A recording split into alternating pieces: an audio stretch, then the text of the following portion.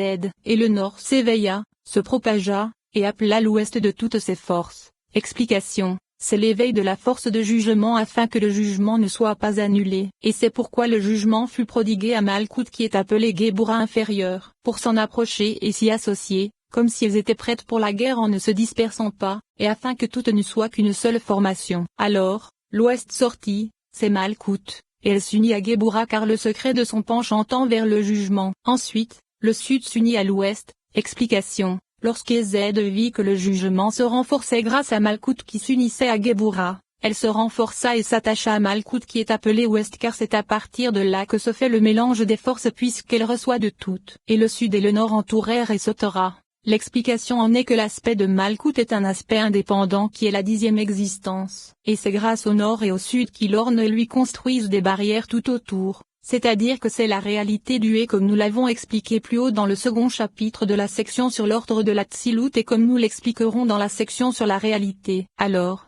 l'Est s'approcha de l'Ouest. Explication. C'est grâce à Ezed et Geburah qu'il existe une union entre Tiferet et Malkout. Mais avant cela, elle n'avait aucune proximité. Et le sujet de l'Est s'approcha de l'Ouest ne se réfère pas précisément à l'existence de l'accouplement, mais cela se réfère à l'étreinte. Et cette union est appelée étreinte car elle se fait grâce aux deux bras, sa gauche sous ma tête, et sa droite m'embrasse. Et la signification en est que Malkout fit précéder la gauche vis-à-vis de la droite. Et c'est la gauche, c'est-à-dire Geburah, qui la précède comme je l'ai expliqué. Et ensuite, la droite, c'est-à-dire Ezed, qui est le sud s'attache à l'ouest, c'est-à-dire à Malkout. Et c'est à son propos qu'il est dit, et sa droite m'embrasse. Et ce qui est appelé étreinte c'est l'union supérieure. Et c'est l'Est s'approcha de l'Ouest car il est dit que c'est le secret de l'étreinte. Et l'Ouest en état de bonheur, c'est le secret de sa joie de reposer dans le giron du roi, entre ses deux bras. Et il est possible que cela se réfère au baiser, comme nous l'expliquerons plus tard, afin qu'il corresponde aux 4 côtés,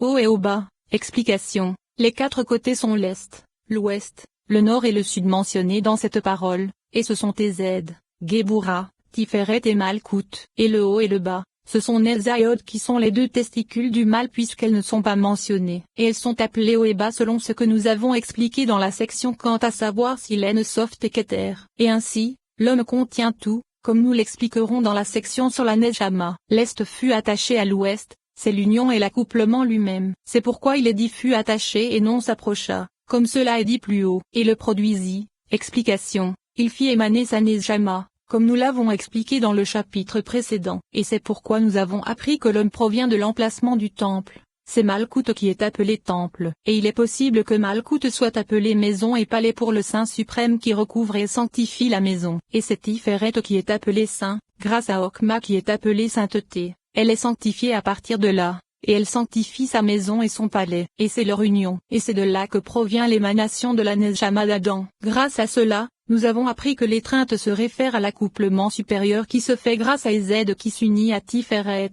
Tiferet s'unit au nord qui est Geburah. Geburah s'attache à Malkout, et Ezed s'attache à Malkout. Et alors, Malkout et Tiferet s'étreignent et s'embrassent par le secret de sa gauche sous ma tête, et sa droite m'embrasse, comme nous l'avons expliqué. Et le sens en est qu'elles n'ont d'étreinte et de rapprochement que par l'intermédiaire de Ezed et de Geburah, car Malkout étant l'élément terre et sa nature étant froide et sèche, et Tiferet étant l'élément air qui est chaud et humide. Elles sont opposées en nature puisque l'une est chaude et humide et l'autre froide et séchée, et il leur est impossible de s'égaler et de se compléter, si ce n'est grâce à l'eau et au feu qui sont des intermédiaires entre les deux, car l'eau qui est froide et humide s'apparente à l'air par son humidité et à la terre par sa froideur, et le feu qui est chaud et sec s'apparente à la terre par sa sécheresse et à l'air par sa chaleur, et ainsi, elles s'unissent en étant opposées grâce au feu et à l'eau qui sont Geburah et Ezed, comme nous l'avons expliqué plus haut. Et cette union est commentée en de nombreux endroits du Zohar. Et ce qu'il faut préciser c'est que nous avons trouvé dans le Zohar sur la paracha Bemidbar un commentaire du Rashbi,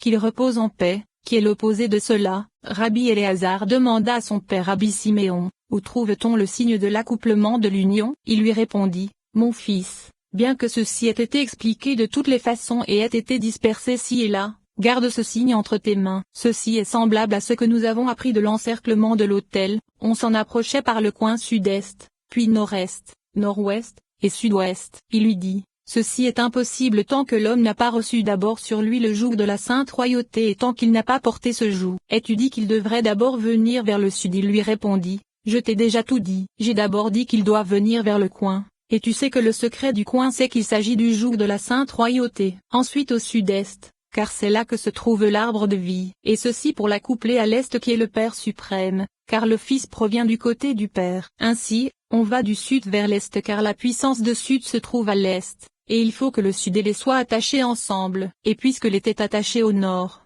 comme il est dit et ton trésor remplit leur ventre, les fleuves et les sources sont remplis. Et c'est pourquoi on a le nord-est, ce sont Abba et Ima qui ne se séparent jamais, et c'est ce que nous avons dit. Et la raison pour laquelle, Ima, est appelée nord c'est parce qu'elle est cachée tout en haut, et c'est de son côté que, le nord, émane, bien qu'elle ne soit que miséricorde et joie, c'est ce que j'ai expliqué. Et lorsqu'elle apparut, le nord apparut en elle car il était contenu et attaché au sud. Ensuite, c'est le nord-ouest car c'est du côté d'Abba qu'émana le fils et du côté d'Ima qu'émana la fille. C'est pourquoi on a le nord-ouest, et c'est le premier coin qui est maintenant attaché au nord dissimulé. Ensuite, il faut l'attacher au sud car c'est là que tout est attaché et c'est là où se situe le torse. Et c'est pourquoi on trouve le coin sud-est 3 fois. La première c'est d'abord pour que l'homme la reçoive, puis c'est pour l'attacher aux 2 bras et l'associer au torse afin que tout ne fasse qu'un. Ceci est l'ordre de l'union parfaite. Chaque côté est attaché de façon adéquate, et il ne faut pas substituer un côté par un autre sous peine d'être châtié. Et quiconque accomplit cette union de la façon que nous venons d'indiquer, mérite une place dans ce monde et se taira. Et voici que grâce à cela,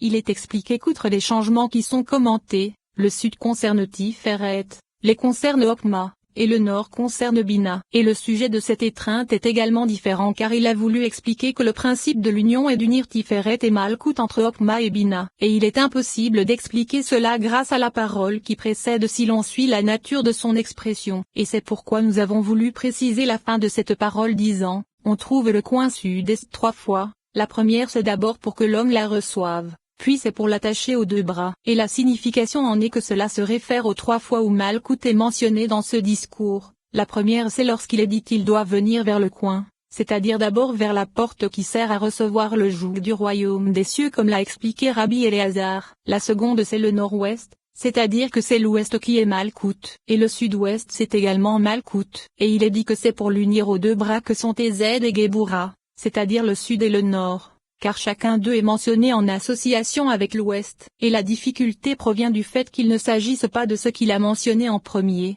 car il est dit plus haut que le sud c'est Tiferet et que le nord c'est Bina. C'est pourquoi lorsque nous préciserons cette expression nous dirons que Rabbi Siméon n'a jamais changé cela en disant que le sud était Ezed, ni que l'était Okma, selon ce qu'il est expliqué plus haut. De même, il est précisé, ensuite, au sud-est, car c'est là que se trouve l'arbre de vie, et il n'est pas dit au sud car c'est l'arbre de vie mais car c'est là que se trouve. Et la signification en est que Tiferet tend vers la droite qui est Ezed. Et c'est, car c'est là que se trouve l'arbre de vie, explication, au sud qui est Ezed. Et ensuite, il est dit, et la raison pour laquelle, Ima, est appelée nord c'est parce qu'elle est cachée tout en haut. Et c'est de son côté que le nord émane et se taira. Voici qu'il est dit que cela signifie que Bina est appelée nord. Et le sens en est qu'elle est cachée, c'est-à-dire Tsafin. De plus, c'est de là que se propage le nord. Et voici qu'il se trouve ainsi que le principe du nord se réfère à Géboura. Et le sens en est qu'il est nécessaire pour cette union que Bina soit au-dessus de Géboura et que Okma soit au-dessus de Ezed, car cela résout la difficulté vis-à-vis du sujet de cette étreinte. Car Tiferet se nourrit toujours de Ezed et de Géboura, et de même Malkout se nourrit de Ezed et de Géboura. Et ce qui différencie cela de l'union, bien que, les 2, doivent recevoir de Ezed et de Géboura et qu'elles reçoivent toujours de là, c'est que Tiferet reçoit de Ezed par son aspect Ezed seulement et de Géboura par son aspect Géboura seulement, mais dans le cas de l'union, elle doit recevoir de Ezed par son aspect Okma qui se trouve au-dessus d'elle, et de Géboura par son aspect Bina qui se trouve au-dessus d'elle. Et il ne faut pas dire que cette parole ne contient pas l'union de Tiferet avec le nord, car il est précisé, et il faut que le sud et les soient attachés ensemble, et puisque l'était attaché au nord, comme il est dit et se taira, la signification en est qu'il faut unir le sud, car c'est là que se trouve Tiferet, avec Okma de la façon qui est expliquée. Et Okma est uni à Bina. Il se trouve que Tiferet, par l'intermédiaire de Okma, s'unit à Bina. Il nous apparaît de ces paroles que Tiferet doit recevoir de Ezed avec Okma. La signification en est que le Shefa de Okma se trouve au-dessus de Ezed et provient de Géboura grâce au Shefa de Bina. Et ensuite, Géboura prodigue à Malkout le Shefa qu'elle reçoit de Bina. Et ensuite, Malkout reçoit également du Shefa de Hokma qui se trouve dans Zed, et la signification en est que toutes s'unissent vis-à-vis de cette étreinte. Et il faut également indiquer à propos de l'étreinte, de l'attachement et de l'union de Hokma avec Bina, qu'il faut assurément que le Yod s'unisse au et c'est grâce à elle que le Vo avec le et s'unissent. Ou bien, il est possible de dire que ces deux paroles ne sont jamais juxtaposées, et ainsi, il n'y a pas de désaccord. La première parole concernant Bereshit se réfère à l'accouplement de Tiferet et Malkout vis-à-vis des Neshamot, et c'est pourquoi il est dit qu'il faut unir Tiferet à Ezed et Gebura, le Shefa leur venant depuis les supérieurs. C'est ainsi que cela est indiqué, comme nous l'avons expliqué. Et de même, il apparaît dans et le Sud révéla la force de la lumière dont il a vérité du sommet qu'il s'agit de ce que Ezed reçoit de Hokma. Et de même, Malkout reçoit de Gebura et de Ezed, et c'est grâce à elle qu'elles s'unissent. Et ceci se réfère à l'union. Explication, à l'intention de la lecture du Shema, et il est dit qu'il faut pénétrer par le coin qui est Malkout, c'est-à-dire écoute, et ensuite au sud, c'est-à-dire Tiferet qui est Israël. Puis c'est son union avec Ezed, et à partir de là Tiferet s'unit avec Hokma qui est Lé, c'est-à-dire éternel. Ensuite, il est indiqué qu'Hokma s'unit à Bina, c'est-à-dire notre Dieu, et qui est le nord. Et de là, notre Dieu se dirige vers Bina, vers Gebura qui est le nord, et vers Malkout, car les trois sont appelés Elohim. Et ensuite, Malkout s'unit à Éternel qui est Tiferet et qui est le sud. Et finalement, grâce au mot un il est indiqué que toutes s'unissent en une union parfaite. Et il ne faut pas s'étonner du fait que le sujet de l'union ait autant d'explications, car voici comment le Rashbi a interprété la question de Rabbi Éléazar mentionnant le signe de l'accouplement de l'union. Apparemment, cela ne concerne pas spécifiquement l'existence de l'accouplement, mais plutôt l'union qui s'explique par la lecture du schéma, et il s'agit d'une autre voie empruntée pour établir ce sujet. Et ainsi, c'est pour nous la première qui est le principe de la chose. Et après nous être éveillés au sujet de l'étreinte, nous allons expliquer le sujet du baiser. Mais tout d'abord, il est bon de dire que le baiser se fait avec la bouche, car il est écrit, qu'il m'embrasse des baisers de sa bouche. De même, il est expliqué dans le Zohar sur la parashana, qu'il m'embrasse des baisers de sa bouche. C'est le désir suprême puisque lorsque le feu apparut, c'est de la bouche que le désir émana pour embrasser, et non du nez. Car lorsque la bouche se joint, à une autre bouche, pour embrasser, le feu émane sous forme de désir, d'illumination de la face, de joie de tout, et d'attachement de délices. Et c'est pourquoi, car tes caresses sont meilleures que le vin etc.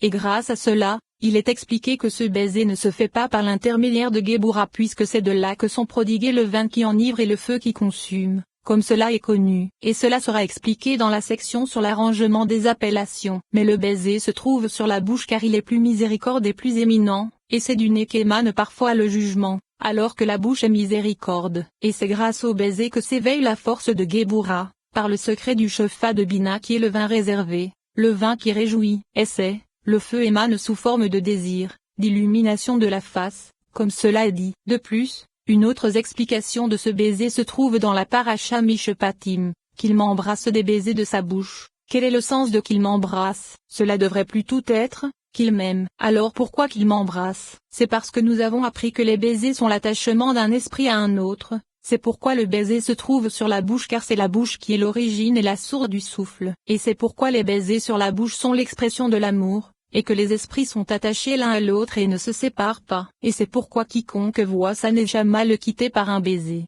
la voit s'attacher à un autre esprit dont elle ne se sépare pas. C'est ce qui est appelé baiser. Et c'est pourquoi la communauté d'Israël dit qu'il m'embrasse des baisers de sa bouche, afin qu'un esprit s'attache à un autre et qu'il ne se sépare plus l'un de l'autre point. Et voici qu'il apparaît ici que le baiser est une chose plus mystérieuse et éminente que l'amour, car l'amour concerne l'étreinte dont nous avons parlé précédemment. Mais le sujet du baiser se trouve au-delà de l'amour, et il est dit que c'est grâce à lui qu'un esprit s'attache à un autre esprit et c'est ainsi que l'a expliqué le Rashbi, qu'il repose en paix, dans un midrash cantique des cantiques. C'est l'attachement d'un corps à un autre corps, qu'il m'embrasse des baisers de sa bouche. C'est l'attachement d'un esprit à un autre esprit etc.